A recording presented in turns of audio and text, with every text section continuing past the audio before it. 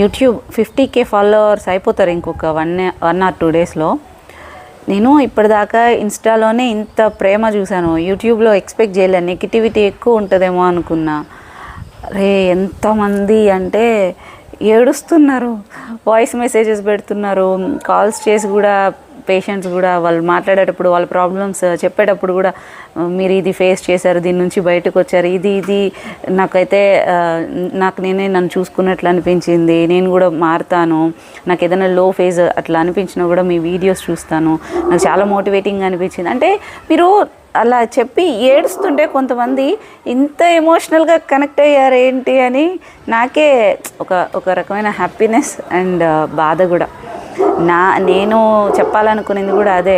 మనకందరికీ ప్రాబ్లమ్స్ ఉన్నాయి, ప్రతి ఒక్కరికి ఉన్నాయి. ముఖ్యంగా ఆడపిల్లలకి మనల్ని వదిలేసి మనం ప్రపంచం అంతా ఆలోచిస్తుంటాం. ఎప్పుడైతే మన గురించి మనం ఆలోచించడం స్టార్ట్ చేసామో ప్రపంచం అంతా మన దగ్గరికే వస్తుంది. సో కొంచెం ఓపిక్గా ఉండండి. ఇయర్స్ పడుతుంది, సంవత్సరాలు పడుతుంది.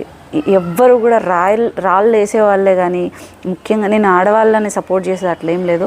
నేను మగ ప్రపంచంలోనే పెరిగాను, అందరి ప్రొటెక్షన్లోనే పెరిగాను, నేను అట్లా అనట్లేదు. బట్ ఆడవాళ్ళు స్ట్రాంగ్గా ఉండాలి, ఉంటేనే ఆ కుటుంబం అనేది బాగుంటుంది. అది మంచి యాటిట్యూడ్తో ఉండాలి. ఏదో కోపం, చిరాకు, బాధ ఉండే కొద్దీ ఇంకా సరౌండింగ్స్ ఎక్కువ డిస్టర్బెన్సెస్ అవ్వకుండా మనల్ని మనం ఎక్కువ ప్రెషరైజ్ అయిపోయేసి చాలామంది వస్తారు కదా పేషెంట్స్ నా దగ్గరకు కూడా.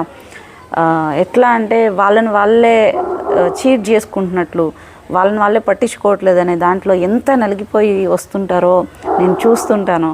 సో మీరు ఇంత కనెక్ట్ అయ్యి నేను మారుతున్నాను, నేను మార్చుకున్నాను, అట్లా మార్చుకున్నానంటే చాలా సంతోషంగా అనిపించింది. మనం ఖచ్చితంగా ముందు మంచి వీడియోస్ ఖచ్చితంగా చేద్దాం హెల్త్ గురించి. Thank you so much. నేనైతే ఎక్స్పెక్ట్ చేయలేదు నిజంగా.